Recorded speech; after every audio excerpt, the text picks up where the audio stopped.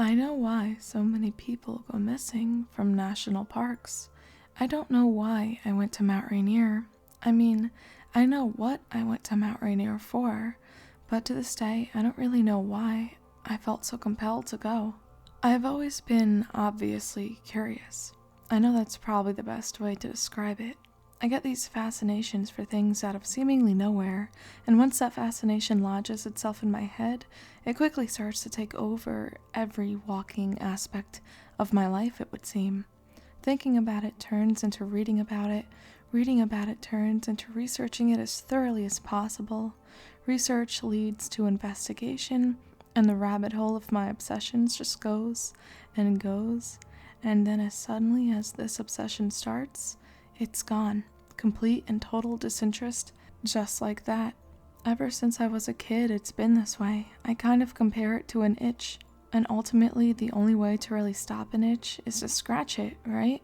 I remember laying on my couch on a rainy off day from work and scrolling through YouTube while I waited for the Domino's guy to drop off some buffalo wings when a strange title I've never heard of came up and caught my eye. Missing 411, Strange and Unexplained Disappearances in America's National Parks. As soon as I clicked on that video, I knew I'd found my newest obsession. The Dyatlov Pass incident I had been researching for months now was gone and out the window. Hindsight's always 20/20, as the saying goes. I had no idea that I was about to set an unchangeable course that led me to the horrifying reality I was soon to discover. 3 weeks and probably 100 videos, a handful of ordered books, and an endless scrolling through every forum and internet thread I could get my hands on, and I was still just as enamored with these missing 411s as I'd been when I first clicked on that initial YouTube video. I'd be genuinely surprised if there were a lot of people reading this who didn't know about David Paulides, the missing 411s, and all of the confounding mysteriousness that surrounded these matters. But for those who might be out of the loop, I'll do my best to sum it up in a few bullet points for you, cliff notes or whatever. 1. There have been a disturbingly large number of unexplained disappearances in America's national parks, and by large number, I mean 2,000. That's more than everyone in a North Tower on 9/11. 2,000 people just vanishing in the woods with no explanation whatsoever. 2. A lot of these people are never seen or heard from again. That in its own right is insane given the technologies that we have and the massive searches that are sometimes carried out for these people. But what's even weirder is that the people that are eventually found leave us more questions than answers. Kids go missing and are found miles and miles away from the initial search zone, way further than even top survival experts are able to walk. People's bodies turn up in super obvious areas that have been searched multiple times by search and rescue teams. Search dogs will have a good, obvious trail on a missing person, and then they'll just lose it. Sometimes all they find are the person's shoes, sometimes they find a person with no shoes at all, sometimes the bodies look like they've fallen from a great height despite there being no high ground to fall off of, etc. 3. The number of times military units have been deployed to go and search for missing people is eyebrow-raising, to say the least. The military is very effective, but they're not search and rescue. They're trained to seek and destroy, not really search and save. 4. The National Park Service gets very, very sketchy when it comes to any kind of further inquiry. This has led a lot of people to believe that they're covering something up. Now, me being the obsessive person that I am, immediately started trying to sleuth around for some kind of conclusion. What was the overall theory? What did people think was going on here?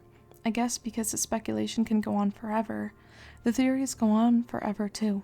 Everything from rich megalomaniacs on hunting trips, aliens, wendigos and skinwalkers, Bigfoot abductions, parallel universes, the list is truly endless. So many different theories, and as wild as some of them might sound at first, it's beyond eerie how quickly they begin to sound more than rational, and even possible with just a little bit of explanation.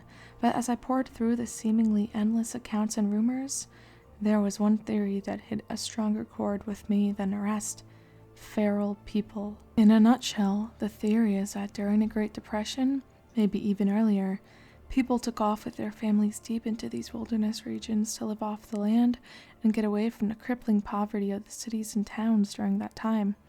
Generations of incest and isolation resulted in their ancestry being what we would consider feral, completely hostile, incapable of reasoning that we can comprehend, with a multi-generational knowledge of the land they lived in and how to survive it, paired with a relatively untouched, government-protected after all, access to a virtually endless number of resources. Other humans, if the opportunity presented itself, could not only be a decent food opportunity, but they were also food opportunity with extremely valuable tools just ripe for taking. Like cereal with a damn prize in a box. Can you imagine how valuable a water bottle would be to a caveman? How wildly priceless a fishing pole would look? The National Park Service knows about these feral people, but they also know it would be a huge risk to go trapezing in the wilderness looking for bloodthirsty cannibals that are more competent and dangerous than even the most apex predators they live with. They also provide an extremely valuable insight for scientists to study all sorts of things about human nature, but from time to time they get a little too close, or they get too bold and give their locations away. The military gets called in to dispose of these tribes in a discreet and efficient manner before more people disappear, and as a result, more people take to the woods to find their missing people. For whatever reason, this theory made perfect sense to me. Well, almost perfect sense. It checked almost all the boxes. Children and elderly people go missing because they're the easiest to overpower. Hikers who are by themselves go missing because they're by themselves and can be ambushed quicker than a group of hikers could. Hunters go missing because they're far off the beaten path, and they have weapons that are worth the risk. It even explains why bow hunters tend to go missing more than gun hunters. Bows are easier to figure out and lower maintenance. We already know people go missing without a trace and are never found again. Would it be so wild to say in the same breath that people are never found in the first place for the same reasons? Even most of your Bigfoot sightings in these national parks could be explained with the feral people theory. Imagine what you would look like if you had never had a haircut, if you'd never taken a shower, or clipped your nails, combed your hair, or shaved your beard, through a Habsburg jaw or a heavy brow in a mix from years of intrafamilial breeding, and you're pretty much the perfect definition of a Sasquatch at that point. But for all the information and cross-examinations that I would read about to seemingly prove this theory, there were admittedly a few glaring loopholes that with a bit more thought would very quickly start to pull the whole idea apart. Humans are truly a scourge on this planet. Anywhere we go, we leave a mess. We make smoke from fires, we burn things down accidentally, we cut down trees, and leave bones lying all over the place. The very steps we take kill the forest floor, leaving huge patches of dirt wherever we stay for more than a few days. We are hands down the easiest animal to find. Every human that's ever walked the earth inherently believes that the earth is theirs. I guess that manifests even in the most unconscious of ways. Not to mention the scientific probabilities, infertility that comes with incest, crippling genetic mutations, etc. For all the positive evidence, I'll be the first to admit there were some serious holes in the theory. So around and around I went with this concept for months, ruling it in and ruling it out, until one day I was given what I could only describe as a divine revelation. Like the conspiracy gods took pity on my slow decay into insanity and threw me a nice big bone to chew on, and this one actually had some meat on it. I had fallen asleep on the couch and missed another bout of determined research. YouTube was once again in the background. When I woke up from my nap, I went for the remote when the narrator of the video caught my attention. Missing 411s had rabbit-holed into unexplained mysteries in general, and unexplained mysteries had rabbit-holed into crazy discoveries made by scientists and historians. The narrator was talking about this skull that had been found. The picture of it was posted up for the viewer to see while he talked about it. It was an old, weathered-looking skull that had puncture holes in the cranium part. Because of these holes, scientists thought for a long time that this child had been the victim of a human sacrifice. But through a series of discoveries, it was made apparent that this child in actuality, had been picked clean off the ground by a crowned eagle. Suddenly it hit me. I sprang out of my seat like a madman as all the pieces began to fall together like a Rubik's Cube that was all but solving itself. Giant fucking eagles. I know. It sounds ridiculous. On the surface, more ridiculous than any other theory brought forward. But like my dad always said, the difference between batshit and guano is the stuff that's inside it. And this was no different. I'm not going to get into every painful detail here, but I do have to point out a few just to show you where I'm coming from. 1. The eagles eat takeout. They swoop in, snatch and kill their food, fly it back, and eat it in the nest. This explains why people go missing and are never found again.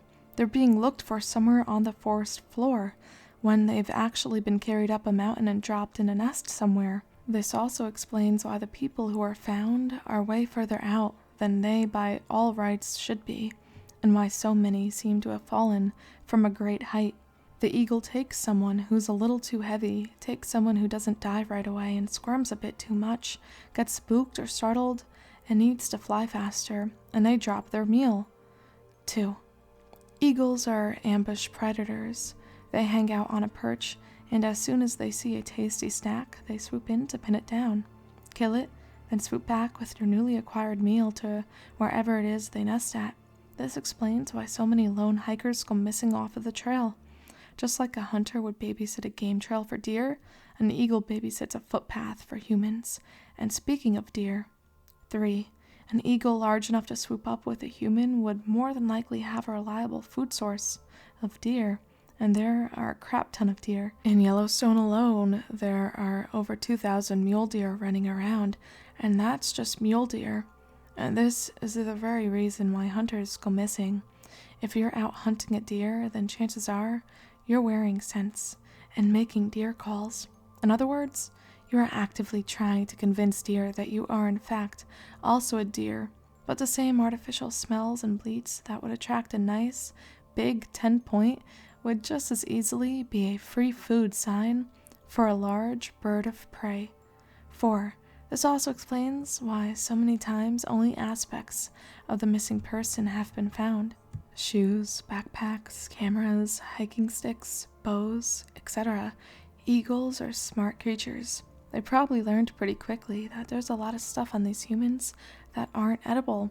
Clothing can be torn through easily enough, but the thicker, more durable stuff gets ripped off and discarded. Like a deer's antlers, the feet are torn off by the ankles and smaller animals eat whatever is left inside. Now, I know if you're reading this, you're probably thinking one glaring thing. Come on, Saint Circa, you'd think someone would notice giant eagles flying around? But they have. That's why the National Park Service gets so shady when people try to investigate further. They are well aware that there are giant eagles living in the hundreds of miles these national parks reach out to sometimes. And considering eagles only hunt in a roughly 15 to 20 mile perimeter around their nests, they know exactly where to find them as well. America's national bird is the bald eagle. It's been that way since 1782. By 1963, there were only 400 nesting pairs of bald eagles in the entire country. Why? Because people shot them out of the sky in droves. Not for their meat, not for their valuable talons or beaks. Researchers say that these eagles were killed mainly to see them up close. That's it.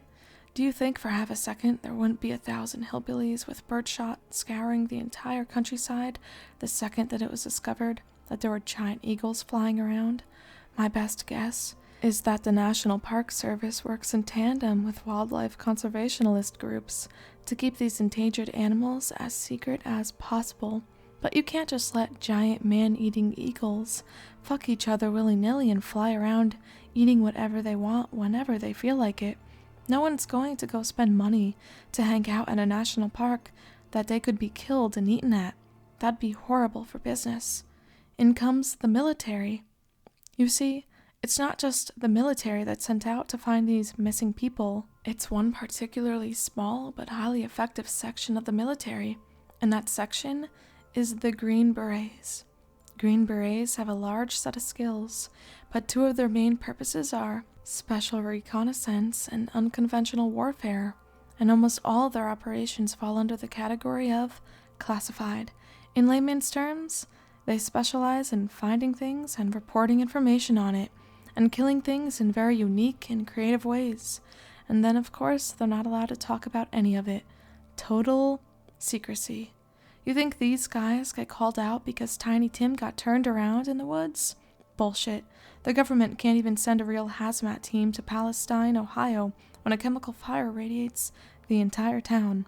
No, they go out there when park rangers suspect Tiny Tim got turned into a giant eagle's lunch, and they need the best of the best to identify if that is indeed the case, and take it down, or dispose of it properly if it is, and keep their mouths shut about it afterwards.